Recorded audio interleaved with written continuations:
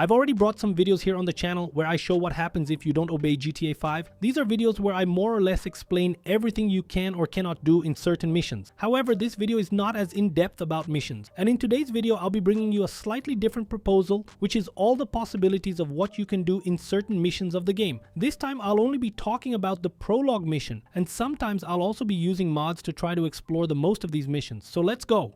Well, the first miraculous test I did here was to wait and go, like shooting at the places, you know, like shooting at the water cooler, the windows, I don't know, to see if something would maybe cause the mission to fail, or if there was some specific dialogue. And indeed, nothing happened. The only thing that happens a little differently when you take too long is that the guys call your attention to continue the mission, saying some things for you to move on quickly. Get in here and deal with the guard! In here, come on! You want me to pop this guy? This shouldn't take so long! After that, I moved on to shooting the hostages. I shot so much at that woman down there who supposedly would be Amanda from the Prologue, but she is not Amanda. Probably a discarded model of her, something like that, but she is not Amanda. I shot her and the mission simply fails. With each death you make with her, Brad will release a different dialogue. In fact, in one of them, they refer to Amanda. And if you decide to kill the guy on the other side of the counter there, if you decide to kill him too, you will also fail the mission. In no way can you kill the hostages in this part. We need him alive, Dick! This wasn't meant to get messy! After that, we move on to the hostages part, where we have to send the guys to the broom closet. The first thing I did was to shoot everything, see if maybe the cameras got damaged, the system, anything like that. It didn't change anything. In fact, it doesn't change anything, and I also tried killing some of the hostages here. If you kill any of the hostages, no matter in what order, and whether it's the first, second, third, whatever, it doesn't matter. The mission will always fail. So I thought, hey, what happens if you don't shoot the hostages? And then something pretty cool happened. Instead of the mission failing, like almost everything else that happens in this mission fails, Brad is going to do what Michael should have done, and he's going to end up complaining to Michael. Just take a look. What is the problem? Why are they still out here? You were meant to lock them down! In the back! What's Come on! he doing? Hurry! Kill us in here. After everyone inside the broom closet, the only thing missing now is to blow up the door. And then I kept testing. I went one way, I went the other, tried to do this, tried to do that. I even tried to go inside, where the bomb should supposedly be, but that door is locked. So the only thing a little different here is you see some different dialogues because you haven't called yet to blow up the bomb. Come on, call it in! Blow the door! Blow the fucking door! Come on, come on! After blowing up the bomb, I noticed two cool things that we can do. The first thing is that if you come back here to this part, like I don't know if you guys have noticed, but basically, who goes to the vault? It's just normally Michael and Trevor. And why doesn't Brad go to the vault? Because if you come back here to take a look, he's kind of watching over the people there in the broom closet. So like that's why he didn't go get the money with you guys. I had never really thought about this part. And the second cool thing is that if you go past the vault, Trevor, he will start giving you hints like the money is here, you've already passed the vault, among other things. Just take a look. You went past the vault. Let's hit this thing! The money's in here! Come on, man, the vault! So when I was inside the vault, I decided to use the no-clip mod to see if the guard would appear outside or if something different would happen. And damn, there really isn't a guard outside. You saw that the guard didn't appear there, but when it switches to the cutscene, the guard shows up. So after the guard holds up Michael and etc., you have the option to switch to Trevor to actually kill the guard. However, what happens if you don't shoot the guard? First, if you don't switch to Trevor, the game will keep rolling with several dialogues until the guard ends up shooting Michael in the head. It must be a shot almost like a shotgun, making Michael fly forward. And if you switch to Trevor and still don't shoot, the guy will also end up killing Michael. However, Michael won't fly off the way he did before. Give it up! I got him! I saw your face, I'll remember you. We forget 1,000 things every day. How about you make sure this is one of them? I've seen his eyes! He's crazy! No one's crazy. Right? Think. Be cool. That's right, pal! I'm fucking crazy! Oh boy, All right, look, you want to live? Tell me you want to live. We'll work this out. for sure I want to live. Tell me to put the gun down. Ain't gonna happen, pal. Make a move! I got all day. And it looks like the cavalry ain't gonna show, pal.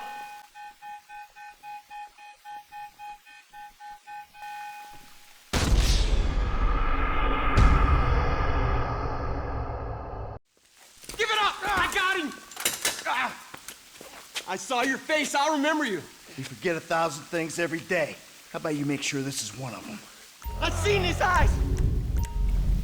He's crazy! I'll try to make this painless. No one's crazy. Right? Think. Be cool. That's right, pal. I'm fucking crazy. Oh, boy. All right, look, you want to live? Tell me you want to live. We'll work this out. For sure I want to live. Tell me to put the gun down. Ain't gonna happen, pal. Make a move. I got all day. It looks like the cavalry ain't gonna show, pal.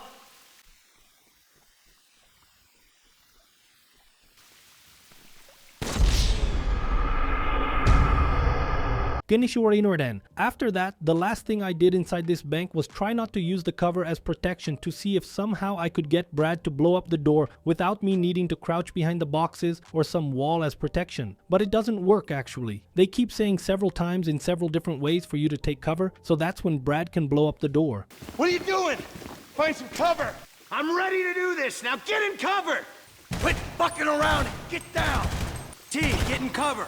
B, set the charge. After that, we leave the bank and move on to another stage of the mission, and in this stage of the mission, we have to kill several police officers. The only way to progress is by killing them. If you try to sneak past and move forward in the area without killing the police officers, your team will be left behind, and the mission will fail due to team abandonment or because a team member died. So this part of the mission is very linear. In fact, the missions in North Yankton are extremely linear.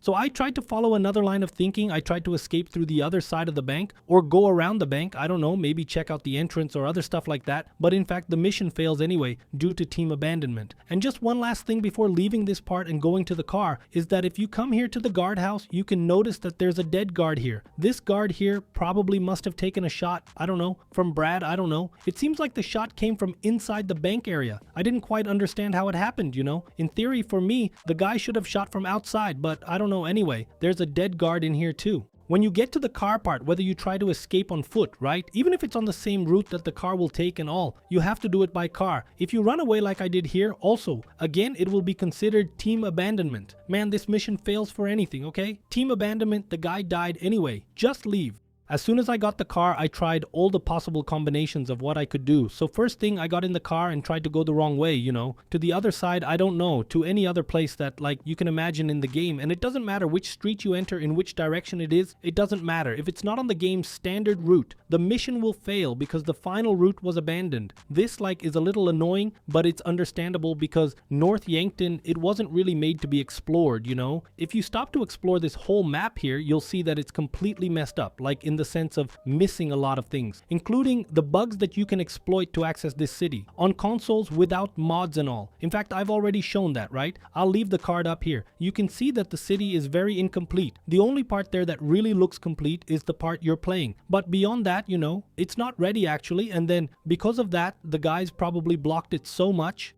After that, I stopped to test another thing here, which is about the police in North Yankton. Okay, I don't know if you guys have noticed this, but the cops in this part of the game, they are kind of dumb, okay? So as long as you don't get out of the car to shoot at these guys, you can kill the cops here and they won't react. In fact, you can get out of the car, point the gun and so on, and nothing happens. You can literally kill the guys and nothing will happen. However, strangely, I don't know why this happens. If you, instead of killing the cop next to you and so on, you shoot at the car, then the police will recognize you, as if the car is more important than the soldier standing there. Considering all the route limitations we have here in the game, including if we go down there later to look at the frozen alien, the mission will always end up failing. So I decided to make a slightly different proposal here, which is, I don't know if you guys have noticed the dialogue of this mission, but in fact we are going there to the point marked on the map. We are heading towards the helicopter, which is supposedly there for the heist and so on. And as we go to the helicopter, there is already a point marked on the map. Using the mod menu, what am I going to try to do? I'm going to try to teleport directly to the point where the helicopter would supposedly be on the map. But when we do that, we don't see any helicopter. In fact, the mission ends up failing because we deviated from the route. The only thing that actually happened is that we reached the destination point. So the game cheats a lot. Like, I think it would be cool to land there and at least see Dave Norton standing there with the sniper. I don't know, I think it would be really crazy. And we can also mark other parts of the map here, but I think the coolest one to take a look at is this one.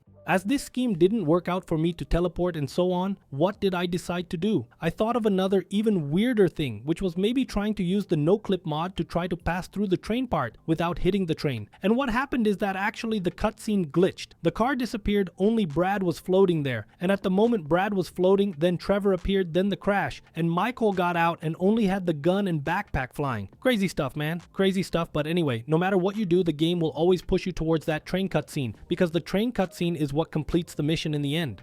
And then after that is kind of where that final part is going to happen, where Brad gets shot, Michael gets shot too, and so on. But here also has a really cool thing, which is the following. If you somehow end up dying with Trevor during this shootout, what I'm going to tell you is very difficult. In this case here, I was using the hit kill mod. That is, any shot, any damage I took would already take Trevor straight to death. When you die with Trevor, the first thing that happens is that you can see Michael standing, which is kind of bizarre, but like, in fact, Michael is not dead. He is pretending to be dead. So you can see Michael standing, which is very strange.